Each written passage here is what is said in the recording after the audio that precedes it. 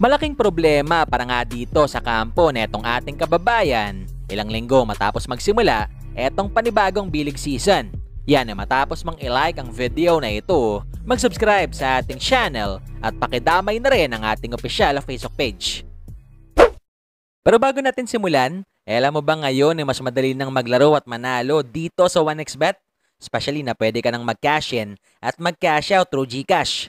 Kaya naman i-click lamang etong link na nasa comment section ng ating video at gamitin ang promo code na BGS2 upang makasali. Isama pa natin na pwede mo na rin i-download etong kanilang official app para sa mas malalaking papremyo na nag-aantay sa'yo. Ilang araw nga bago maganap etong panibagong PBA season mga bulero, alam naman nating last Friday, maraming Barangay Ginebra fans muna ang talagang nagulat dito sa malaking balita na inanunsyo ni Coach Tim sa isang panayam.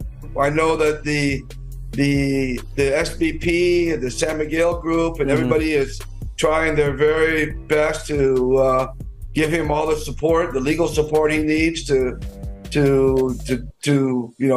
shorten or to remove the possible suspension. In the meantime, we have searched out another import. We're bringing in Tony Bishop, the ex-Morocco import that we played against in the finals. Okay. A couple of years ago. So.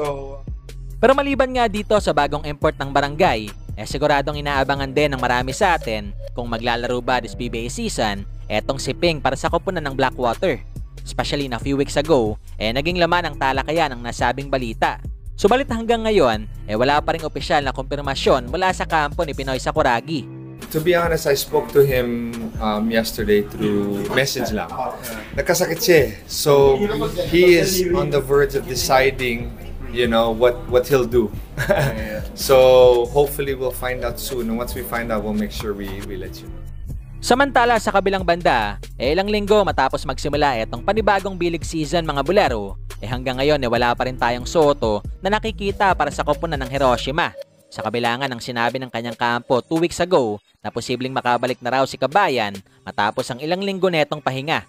Kaya naman ngayon, siguradong malaking problema para sa ilang tagahangan ni Kai etong malaking galaw na ginawa ng Hiroshima last week.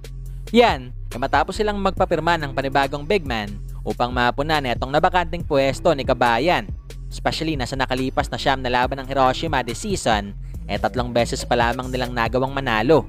Kung saan sa last 2 games nga ng Dragonflies, nagawang makapagtala ng disenteng mga numero netong si Kawata. Matapos siyang kumanan ng 5 points a game, 7 rebounds per contest at 0.5 assists.